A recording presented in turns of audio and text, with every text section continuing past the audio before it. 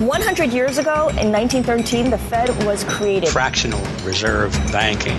The legal authority to do it. Takeover of monetary policy. Are conducted by the Federal Reserve banks. They are banks. There is no other agency of government which can overrule actions that we take. Century of Enslavement.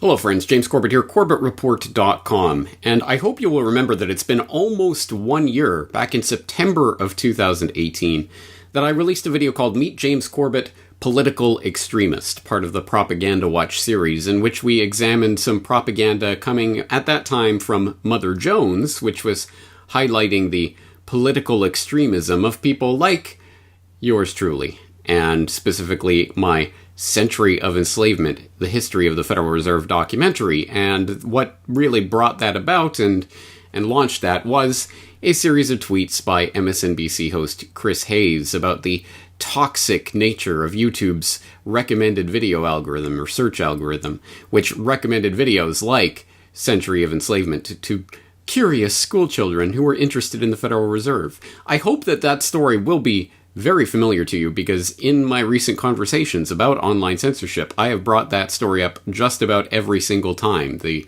series of tweets that Chris Hayes did about the toxic nature of YouTube's search function and his highlighting and singling out of Century of Enslavement, the history of the Federal Reserve, as a toxic example of what one could find on YouTube. And I point that out every time I'm talking about online censorship because, of course, it was literally the day after Chris Hayes tweeted that suddenly Century of Enslavement went from being the #1 search result on YouTube after you typed in Federal Reserve to being not on the search results at all, at least not in the top tier of search results. As you go scrolling down and down and down and find, oh, suddenly Century of Enslavement is gone. And I point this out every single time I'm talking about online censorship because I think it's pretty important. And I've almost gotten a little bit shy or self-conscious about pointing this out because I have pointed it out so many times now. But apparently not enough, because this is still news to some people. And, well, at least those people who are hearing it for the first time are still shocked enough to want to say something about it. Case in point, a recent example comes from Breitbart, of all places, that picked up on this story in a story entitled New Whistleblower Allegation, YouTube Manipulated Federal Reserve Search Results in Response to MSNBC Host's Complaint. The story notes that Google-owned YouTube manually adjusted search results for Federal Reserve after MSNBC host Chris Hayes complained about the prominence of anti-Fed videos in the top results. According to a source who worked at the tech company, Google allegedly added the search term Federal Reserve to a blacklist file of controversial YouTube search queries. This caused search results for the term to be re-ranked to favor YouTube-approved mainstream media sources. Breitbart News exclusively reported on the existence of the YouTube search blacklist in January and revealed that the term abortion had been added to it. According to the same source who provided Breitbart with that information, the term Federal Reserve has also been on the blacklist since September of last year, and it's all been because someone at Google read a series of Chris Hayes tweets. And it goes on in that article to talk about the Chris Hayes tweets in question, and to note that Century of Enslavement was particularly singled out as the target of this YouTube search blacklist, which this anonymous insider that Breitbart has as part of this series that they're reporting, take it for what it's worth, but at any rate, this insider claims Federal Reserve was added to the blacklist as a direct result of Chris Hayes' tweets. And an interesting piece of verification of that I didn't think to provide at the time, but I'm glad that they threw into the article, is a Wayback Machine archived search for the Federal Reserve search term, and this particular snapshot comes from March 29th, 2017, when you typed just the words Federal Reserve, into the YouTube search engine at that time. #1 result, Century of Enslavement, the history of the Federal Reserve. #2, Exposing the Federal Reserve by ANCAP Chase, and #3, New York Times talking about Federal Reserve on interest rates. So absolutely, #1 result for Federal Reserve in the free and unjiggered search results back before last September was Century of Enslavement. So Again, I've pointed this out before. I've talked about it at length, ad nauseum. But it is important because, as Breitbart notes, this is in direct contrast to Google's public statement to the contrary that they do not manually intervene in search results. We knew that was hogwash, baloney, nonsense, completely disprovable bunk. But here it is. I didn't think to directly point to my case as an example of this, but here it is, and with Breitbart's additional secret source that they can't name that says that Federal Reserve was added to the blacklist specifically as a result of Chris Hayes' tweet, and that Century of Enslavement itself has been specifically suppressed as a result of that. Now, as always, there's a million caveats to this, and there's going to be someone in the comments to point out, well, when I type in James Corbett documentary on the Federal Reserve, Century of Enslavement, History of the Federal Reserve, into the search bar, I find that video. That's not the point. The point is they are taking search terms, general search terms that people are searching, like Federal Reserve, which is what someone might type, like a curious student might type into a YouTube search or another search box, and would in an otherwise free platform, with all things being equal, would find Century of Enslavement. Now they will not find it. So what does this mean? What do we learn from this? Well, one, we learn that YouTube are liars and that they have lied, directly caught in their lie, that they don't manually tinker with search results. Yes, they do. And here's an example of it. Secondly, as I pointed out last week, the information war is over and we have lost. The point of that was to say that these controlled platforms are controlled. You are not going to be able to organically find information in the way that you did in the past.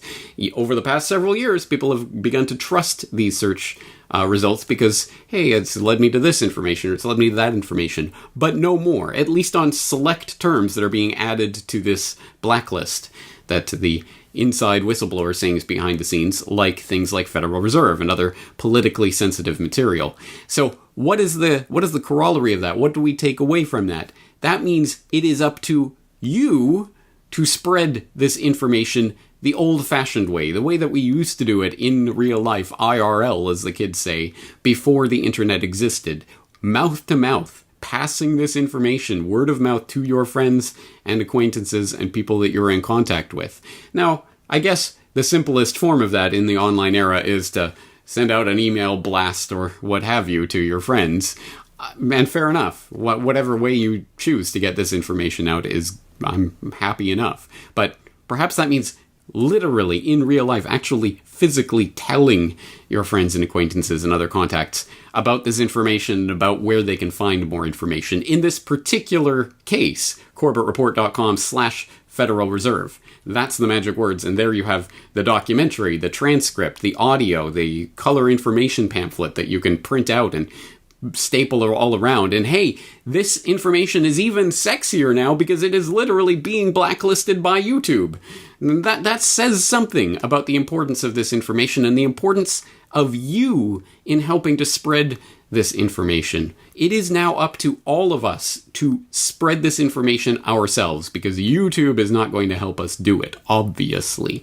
So I really do need your support more than ever. Not your monetary support per se, but you're simply just helping to spread awareness of this material. And again, it doesn't have to be necessarily the link to my Federal Reserve documentary, but just the information itself. Unless we are physically spreading it ourselves, it's not going to go very far online anymore. Virality for truth is a thing of the past on the controlled media platforms, exactly as I was pointing out last week, exactly as I've been talking about and railing about for years now, and exactly as outlets like Breitbart are finally getting around to. I wonder when the rest of the, well, I wouldn't even say mainstream media, but at least media with a large reach will ever actually take on this issue.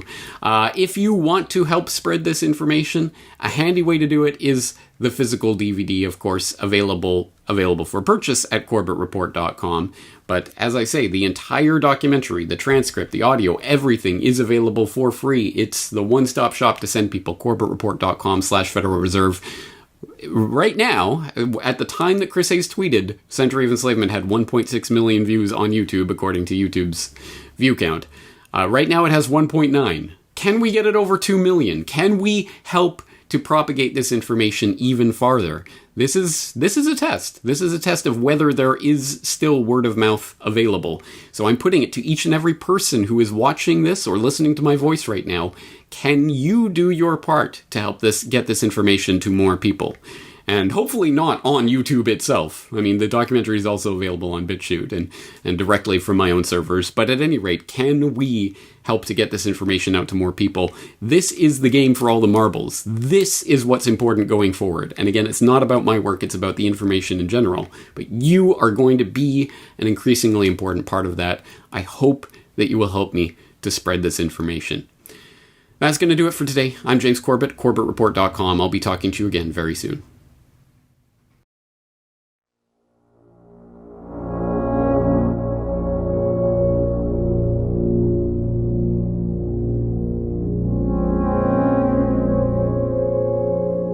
The Federal Reserve, the heart of the American banking system. For over 100 years, it has operated in the shadows, controlling America's money supply in total secrecy. So all that information is available in our commercial paper program. And who got the money?